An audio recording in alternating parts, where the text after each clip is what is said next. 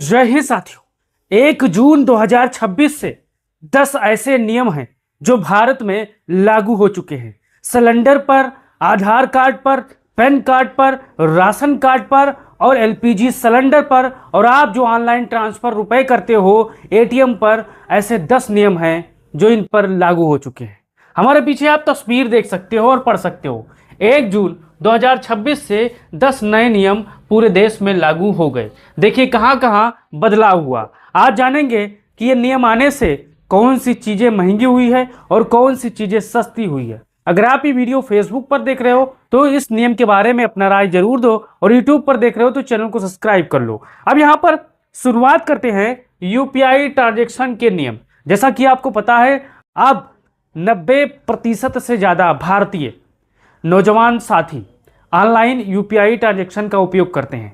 चाहे share market में पैसा लगाना हो, चाहे पैसा किसी को भेजना हो, चाहे जहां भी पैसा लगाना हो, वो ऑनलाइन माध्यम से अब उपयोग करते हैं। हमारे जितने भी साथी होंगे, अगर आप भी इस तरह से पैसे यूपीआई के माध्यम से भेजते होंगे तो कमेंट बॉक्स में अपना राय दीजिएगा। अब देखिए, अब यूपीआई से पैसे भेजते समय आने वाले व्यक्ति का बैंक में दर्ज असली नाम स्क्रीन पर दिखाई देगा।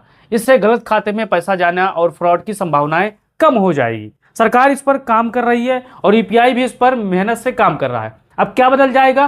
क्यूआर स्कैन के बाद असली नाम दिखेगा। आप अभी क्यूआर स्कैन करते हो तो उनका नाम आता है, लेकिन जब आप क्यूआर कार्ड स्कैन करोगे तो उनके नाम सहित उनके पिता का नाम भी यहाँ पर दर्शाना यहाँ पर दिखेगा। फर्जी दुकानदार और नकली क्यूआर से यहाँ पर बचाव होगा। नकली क्यूआर एक्सेप्ट नहीं करेगा, इस चीज को आपको ध्यान देना है। आप लाख स्कैन करो लेकिन वहां पर स्कैनर नहीं चलेगा। अब देखिए, कुछ हाई वैल्यू ट्रांजेक्शन पर अतिरिक्त सिक्योरिटी चेक हो सकता है। अब मान के चलिए आप 1-2 लाख रुपए का ट्रांजेक्शन करते हो तो वहां पर आपको सिक्योरिटी फीचर्स कुछ और यहाँ पर अतिरिक्त जोड़े जा सकते हैं। वेरीफाई के लिए, ओटीपी के लिए और 2 स्टेप वेरिफिकेशन के लिए यहाँ पर हो सकता है।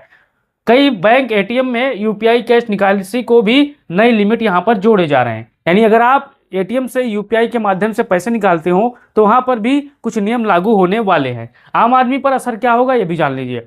ऑनलाइन फ्रॉड थोड़ा कम हो सकता है। पैसे भेजने से पहले नाम जरूर जांचना होगा। ज्यादा एटीएम इस्तेमाल करने पर यहाँ पर आपको चार्ज और बढ़ सकता है, क्योंकि आपको पता है इस समय एटीएम से पैसा निकालने का चार्ज कुछ है, लेकिन ये नियम में बदलाव होना तय है।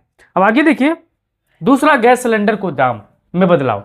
1 जून से कमर्शियल एलपीजी सिलेंडर महंगा हो चुका है, आप सभी को पता है। और कितना महंगा हुआ है, हमारे जितने भी साथी होंगे, अगर उनके पास होटल होगा, उनके पास कोई शॉप होगी तो उनको पता होगी कि जो सिलेंडर, कमर्शियल सिलेंडर का रेट कम था, अचानक बढ़ा और फिर वहां पर बढ़ोतरी हुई है। अब देखिए क्या महंगा हुआ है। होटल और ढाबों में इस्तेमाल होने वाले कमर्शियल सिलेंडर, 5 किलो वाले कुछ सिलेंडर भी महंगे हुए हैं। घरेलू 14 किलो सिलेंडर में अभी बड़े बदलाव की खबर नहीं है, लेकिन कई जानकार साथी ये भी कहते हैं कि जून के अंत में भी घरेलू सिलेंडर पर भी दाम बढ़ने वाले हैं। अब देखिए, आम असर, होटल का खाना महंगा हो जाएगा, क्योंकि सिलेंडर होटल ढाबों पर, आप याद होगा, कमर्शियल सिलेंडर का ही इस्तेमाल होता है। और चाय, समोसा, रेस्टोरेंट, मिठाई जैसी चीज़ों के दाम धीरे धीरे यहाँ पर बढ़ जाएंगे। अब बताइए कि पिछला समोसा जब आपने खाया था, पिछला चाय जब आपने पिया था, कितने रुपए का पिया था दाम बढ़ने से पहले, और जब दाम बढ़ गए हैं तो इस समय समोसा और चाय कितने रुपए के हो गए हैं, बताइएगा साथियों।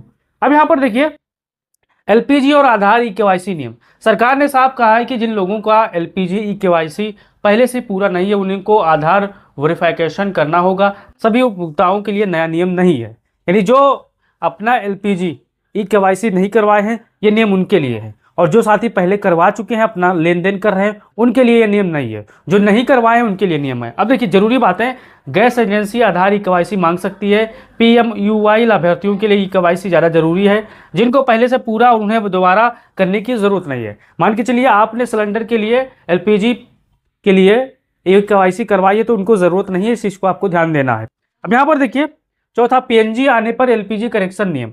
कुछ शहरों में पाइप गैस यानी पीएनजी उपलब्ध होने पर एलपीजी कनेक्शन का नियम लागू है। क्या नियम है? पीएनजी कनेक्शन मिलने के बाद 30 दिन के भीतर एलपीजी कनेक्शन सरेंडर करना पड़ सकता है। अगर मान के चलिए आप शहर में हैं, आपके पास पीएनजी कनेक्शन है, तो आपको 30 दिन के भीतर एलपीजी कनेक्शन को खत्म करना होगा, सिलेंडर करना होगा।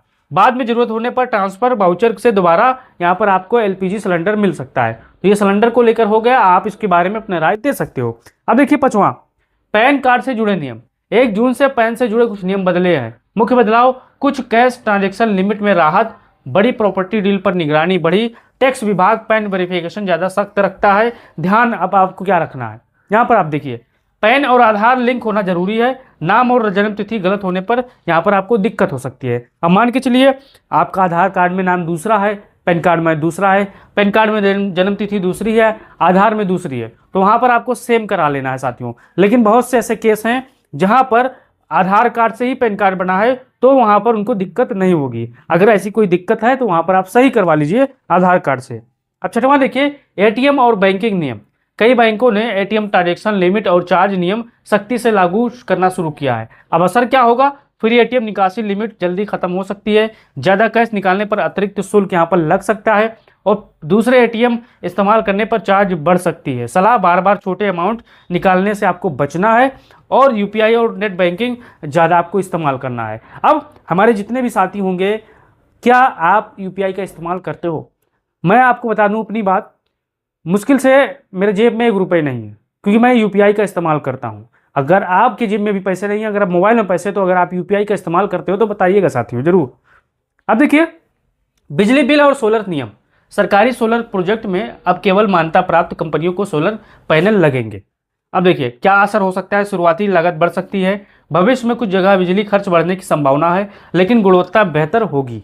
अब आगे देखिए 7वां और 8वां, पेट्रोल और डीजल। 1 जून पेट्रोल डीजल पर कोई बड़ी राष्ट्रीय रेट बदलाव लागू नहीं हुआ है, लेकिन अंतर्राष्ट्रीय हालात और टैक्स बदलाव की वजह से आगे कीमतों में उतार और चढ़ाव भी देखने को मिल सकता है। अब देखिए क्या असर पड़ सकता है, ट्रांसपोर्ट खर्च बढ़ सकता है, सब्जी दाल चावल दूध महंगे हो सकते हैं। अब हमारे जितने भी साथी होंगे आपको पता होगा, अगर डीजल के दाम बढ़ते हैं तो आपकी रोटी, आपकी सब्जी, आपकी चावल, आपकी भाजी, आपकी तरकारी सब महंगी हो जाएगी। अब देखिए 9वां, दाल चावल और खाने पीने की चीज़ें। सरकार ने सीधे दाल चावल पर नया नियम नहीं लगाया है, लेकिन कई वजहों पर महंगाई बढ़ सकती है। अब वजह क्या है, ट्रांसपोर्ट खर्च बढ़ेगा तो गैस सिलेंडर महंगा, डीजल खर्च, मंडी परिवहन लागत, संभावित असर होटल खाना महंगा होगा, दाल राशन धीरे धीरे बढ़ोतरी होगी, पैकेट खाद्य पदार्थ यहाँ पर महंगे हो जाएंगे। बस ट्रांसपोर्ट खर्च बढ़ेगा, डीजल बढ़ेगा, महंगाई ऑटोमेटिक बढ़ जाएगी। अभी डीजल के दाम कम हो जाएं तो महंगाई ऑटोमेटिक यहाँ पर कम हो जाएगा, इस चीज़ को आपको ध्यान देना है। अब यहाँ पर देखिए 11वां, 10वां और 11वां, कार और यात्रा महंगा। कुछ ऑटो कंपनियों की कीमतें बढ़ाई, क्या महंगा, नई कारें, कुछ फ्लाइट और ट्रांसपोर्ट सेवाएं। यानी अगर आप कार लेना चाहते हो तो हो सकता है भविष्य में कार महंगी हो जाए। अब हमारे जितने भी साथी होंगे, आम आदमी के लिए सबसे ज़रूरी बात है, यूपीआई भेजने से पहले आपको, यानी जो आप ऑनलाइन ट्रांसफ़र करते हो, आपको जल्दबाजी नहीं करना है। आप चाहे शेयर मार्केट में पैसा लगाते हो, एक लगाते हो, कमाते हो, तो आपको वहाँ पर यूपीआई भेजने से पहले आपको पैसा आपको चेक करना है, गैस KYC आपको पूरा करना है, पैन आधार लिंक सही से रखना है, एटीएम लिमिट का ध्यान रखें। आने वाले महीने में खाने पीने की चीज़ें थोड़ी महंगी हो सकती हैं। आप हमारे जितने भी साथी होंगे, आपको जानकारी कैसी लगी, फेसबुक पर देख रहे हो तो पेज को फॉलो कर लो, यूट्यूब पर देख रहे हो तो चैनल को सब्सक्राइब कर लो। जय हिंद।